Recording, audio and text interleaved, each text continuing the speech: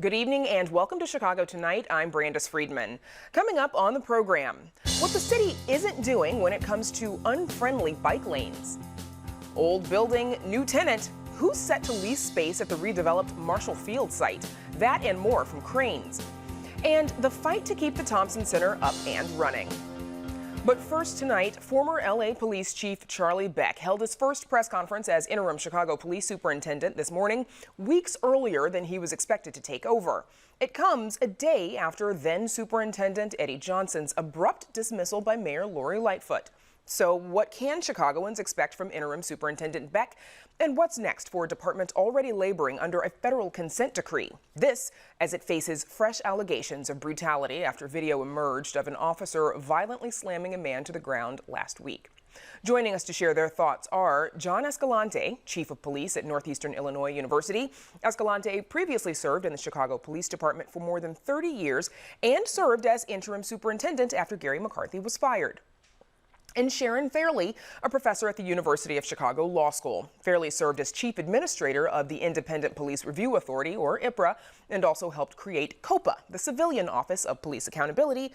Welcome both of you back to Chicago Tonight. Thanks, Brandis. Thank you. So we were discussing, within the last hour, the Chicago Sun-Times is reporting that multiple Chicago police employees are also under investigation for allegedly covering up the circumstances around former Superintendent Eddie Johnson being slumped over behind the wheel of his car that October night. Sharon Fairley, let's start with you. We're wondering, is he not compromised? Is the security of his job not compromised by doing what he was alleged to do in public? Allegedly, according to the Sun-Times report, with a woman who is not his wife in public. Is he not compromising himself? So, I mean, obviously the personal aspect of the situation is not great, but the bigger issue is, was he untruthful or unethical in the way he reacted to the situation?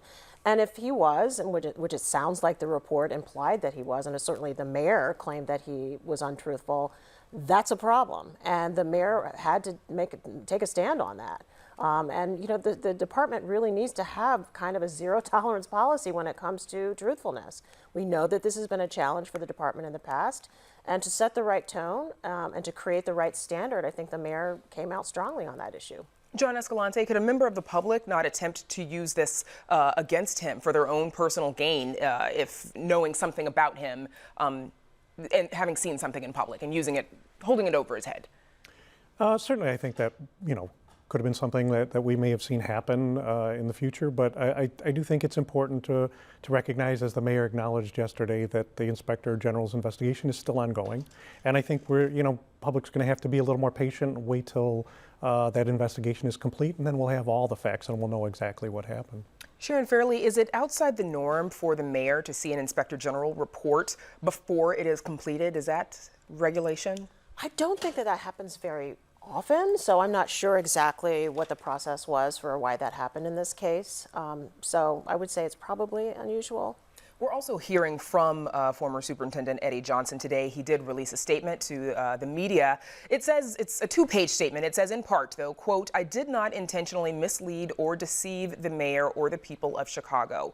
I acknowledge that I made a poor decision and had a lapse of judgment on the night of October 16th.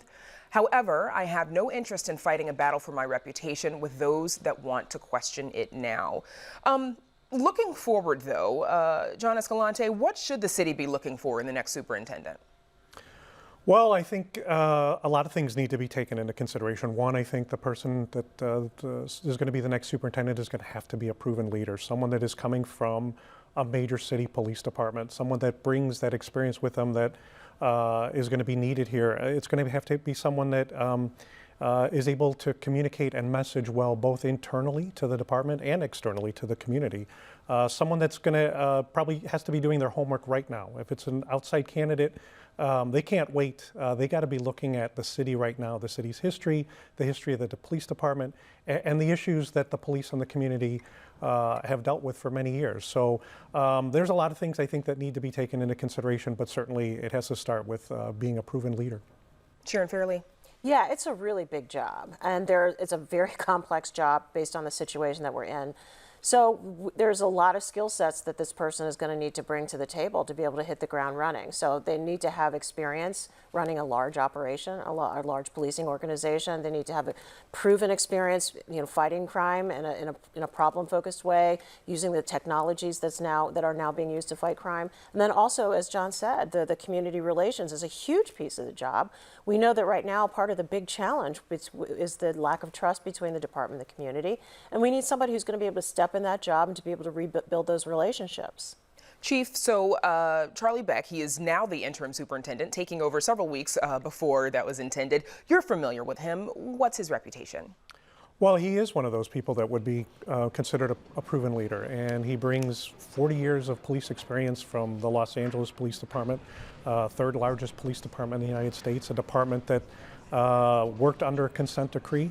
I think they spent about 11 or 12 years in a consent decree. So he brings that experience with him. I think it's going to help. What he'll be able to do in the next few months is certainly going to help the next person that takes the seat permanently. Sharon Fairley, Chief Beck, or Superintendent Beck now, he's coming into the situation at a time that's very different from when Eddie Johnson took over. What can he look forward to? What kind of work is cut out for him in the interim? So right now, I mean, the good news for Chief Beck is there is somewhat of a roadmap in terms of the consent decree that's in place. There are definitely, programs and, milestones that have to be met. And so, he needs to come in and make sure that the department is working towards those. Obviously, the first report from the monitor wasn't so great. Now, that's not entirely unexpected. We know that these things take a long time for a department to come into compliance, but there's still a lot of work to be done. But the consent decree does at least give him a basis to start with. But beyond that, it's really about rebuilding relationships, both externally, as John said, and internally. We need to we need to make sure the officers feel comfortable that they have a leader that's fighting for them. And then the community also needs to feel comfortable that they have a leader that can support constitutional policing. So both sides. Chief Escalante, you have served as interim superintendent before. What are some sort of the challenges? What's the role of the interim?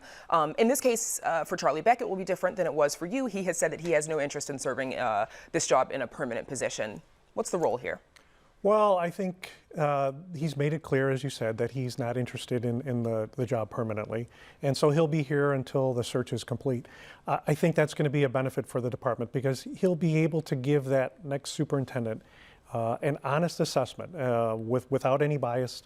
He'll be able to look at the department, everything from staffing to policies to the issues with the community, and he'll be able to give a really good assessment to that next superintendent of where the department currently is and his recommendations on what they're going to need to keep moving forward. Does it matter to the rank and file members of the police department if the permanent superintendent, if the next person who holds the seat comes from within the ranks of the CPD or is an outsider? I would say to the average working beat officer, the officer that's out there manning the blue and white squad cars, not so much. And I just go back to my days when I started back in 1986 and the late 80s. Yes, I worked under Superintendent Rice,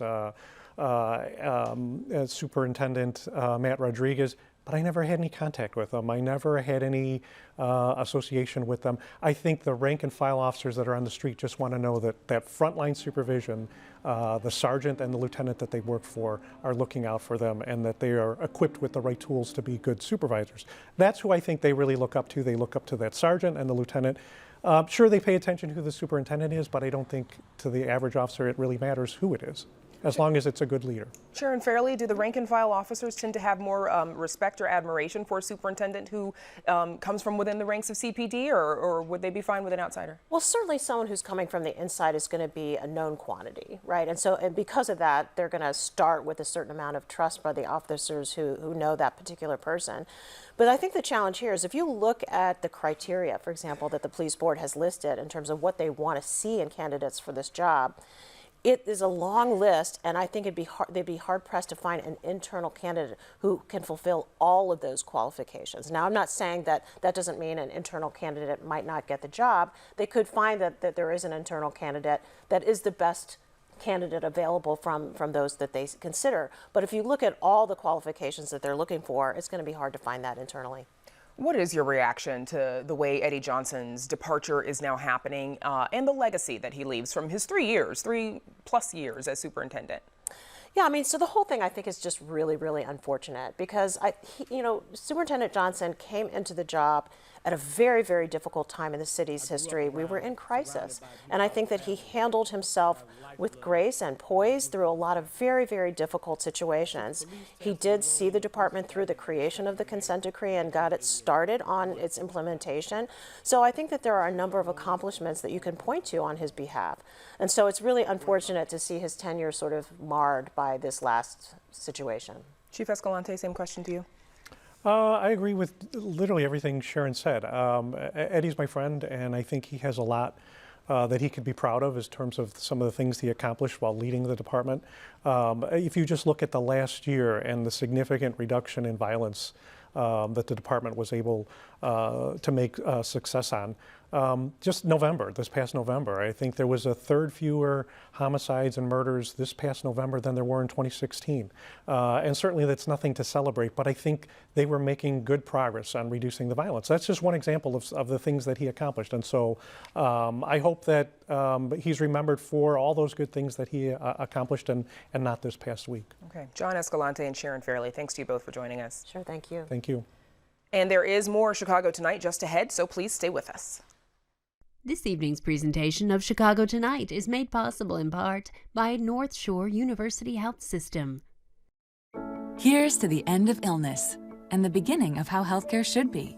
At North Shore, we're transforming your healthcare by analyzing your DNA to identify future health risks for you and working to stop illness before it begins. When you're a North Shore patient, your advanced primary care physician makes the latest genetic science part of your everyday care to keep you healthier longer.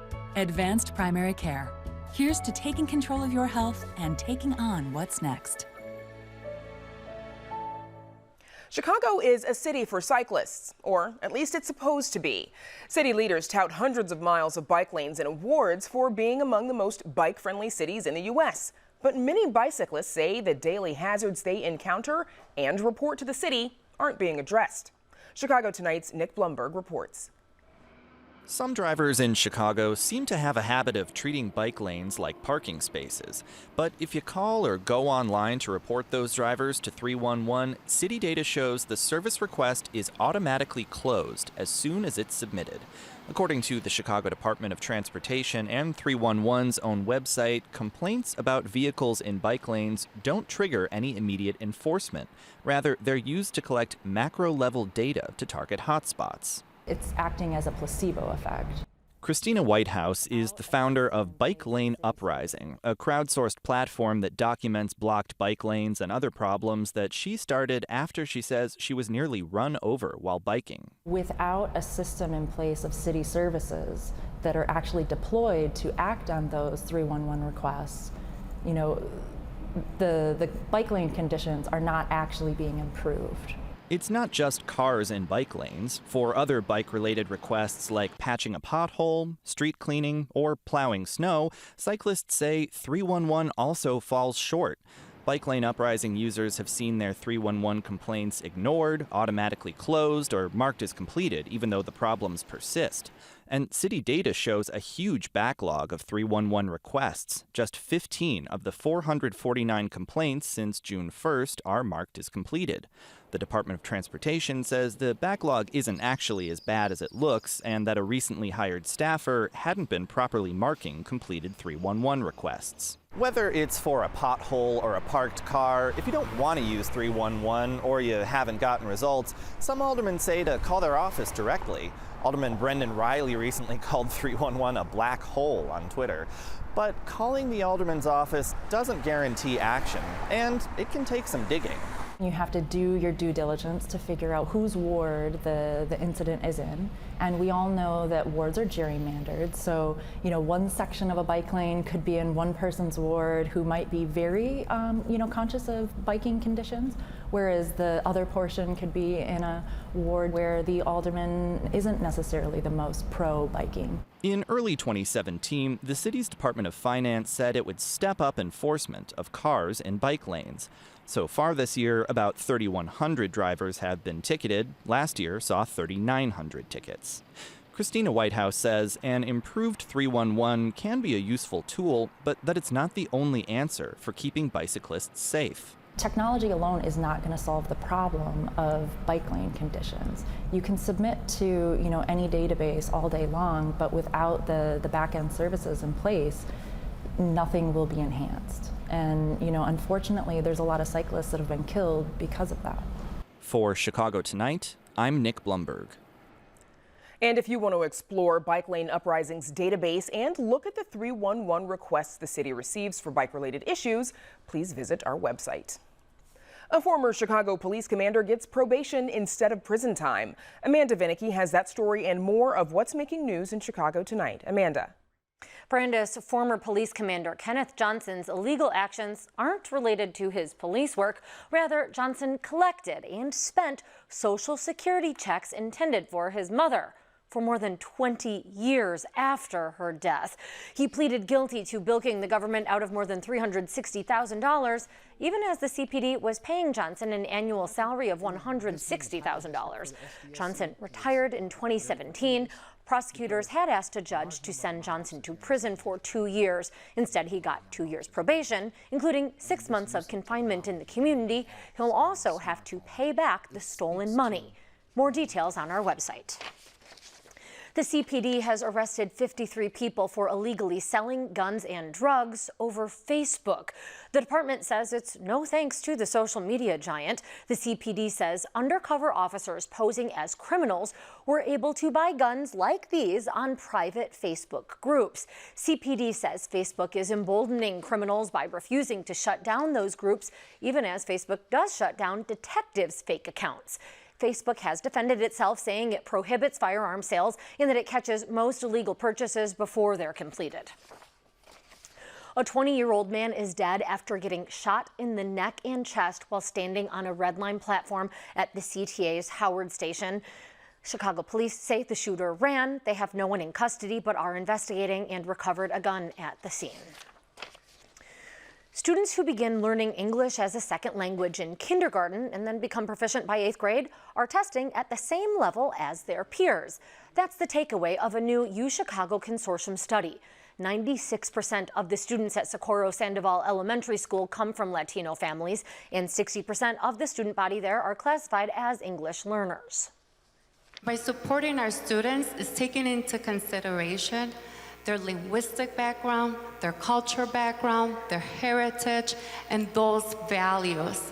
And that we need to put that Spanish language, that English language at the same level. CPS CEO Janice Jackson calls the research groundbreaking and says it challenges misconceptions about English learners. As for the weather, partly cloudy tonight with a low around 31 degrees, then mostly sunny skies tomorrow, but strong winds and a high near 41. And now, Brandes, back to you. Thanks, Amanda. And now to some of today's top business headlines. Here's Crain Chicago business editor and Wire.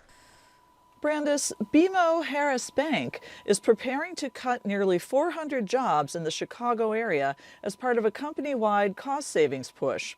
Executives with BMO's Toronto-based parent company announced the new cost cuts today. This as they posted the bank's earnings for its fiscal fourth quarter. The cuts will hit 5% of BMO Financial Group's total workforce of more than 45,000 people and will be spread roughly evenly across all of the bank's businesses. BMO employs nearly 8,000 people in Illinois, more than 7,000 of whom work in the Chicago area. Meanwhile, tech companies keep shopping for workspace in the redeveloped upper floors of the old Marshall Field building on State Street. The building's owner is in advanced talks with Chicago-based consumer insights company Numerator to move its HQ to State Street from Willis Tower. Numerator is the second tech firm close to a deal for office space in the top 6 floors of the Loop retail landmark. The online ticket seller Vivid Seats is nearing a lease deal there as well. And finally, Chicago just witnessed the richest condo deconversion deal in the city and possibly in the country. We're talking about the plan to transform 1400 North Lakeshore Drive from condos into apartments. After months of wrangling with condo owners and bank financiers, a New York investor has finally pulled off its takeover of the 21-story Gold Coast condo tower. In the end, the investor wound up paying about $107 million for the building, the most ever for a so-called condo deconversion in Chicago. For Crain Chicago Business and chicagobusiness.com, I'm Ann Dwyer. Back to you, Brandis. Thanks, Ann. The James R. Thompson Center is a state government building in Chicago that tends to elicit strong reactions, both positive and negative. Governor J.B. Pritzker plans to sell the building by April 2021, but preservationists hope to prevent its destruction. Chicago Tonight's Evan Garcia visited the Thompson Center to learn more. The James R. Thompson Center is hard to miss. The 17-story sloping glass structure occupies an entire city block in downtown Chicago.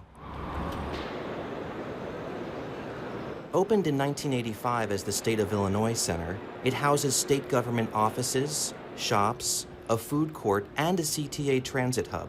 In a few years, the state-owned building could be no more. Governor J.B. Pritzker signed a bill in April authorizing its sale. Thank you. You can keep them on the clipboard. So you can hello. Enter the preservationists. Welcome. I'm Jonathan Solomon. This is AJ Latrace and Elizabeth Lashes, and together we form the James R. Thompson Center Historical Society. Since October, 3 volunteers calling themselves the James R. Thompson Center Historical Society have led public tours through the building.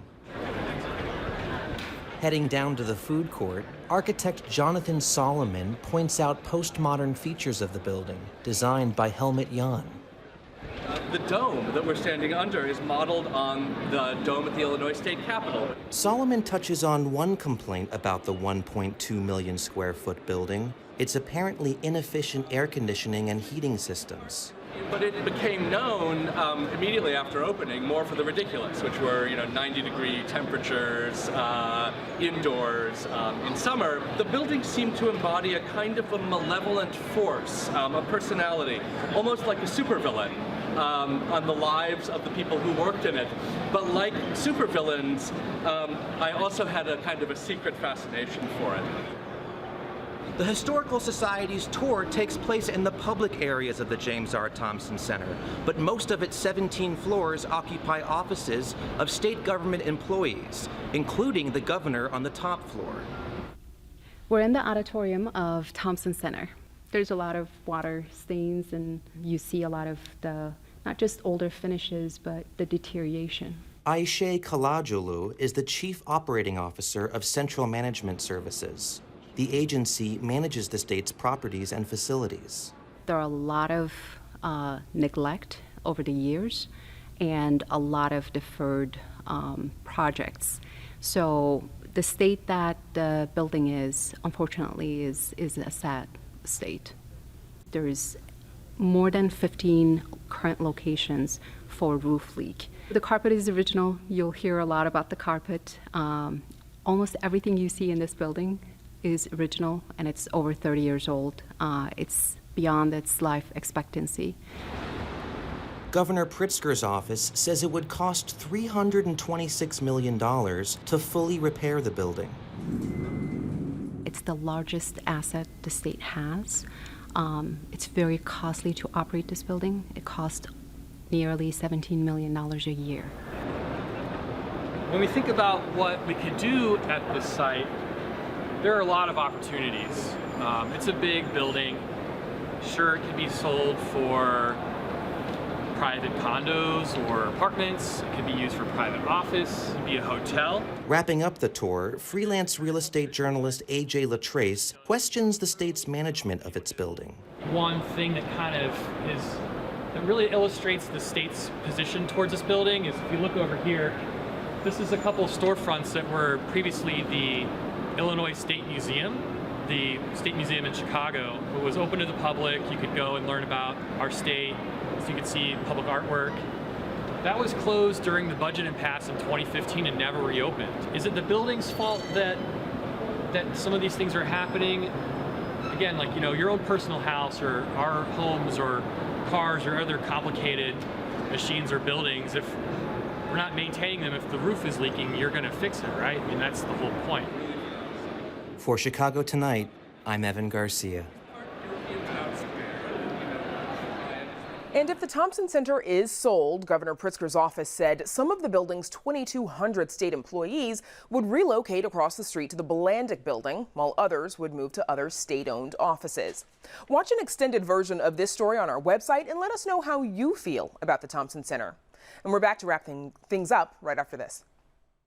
This evening's presentation of Chicago Tonight is made possible in part by ComEd, powering lives. We have a tremendous source of untapped, efficient energy right here in our school. Let her rip, Jenny. I kind of love this idea. The ComEd Energy Efficiency Program has real ideas for making schools energy efficient. Pedal faster. And that's our show for this Tuesday night, abbreviated to bring you special pledge programming. On our website right now, we're excited to introduce a new guide to marijuana in Illinois. There you can find a countdown to legalization, information on the state's law, a map of dispensaries, and much more. You can find the guide at WTTW.com/potguide. And please join us tomorrow night live at 7. Now, for all of us here at Chicago Tonight, I'm Brandis Friedman. Thank you for watching. Have a good night.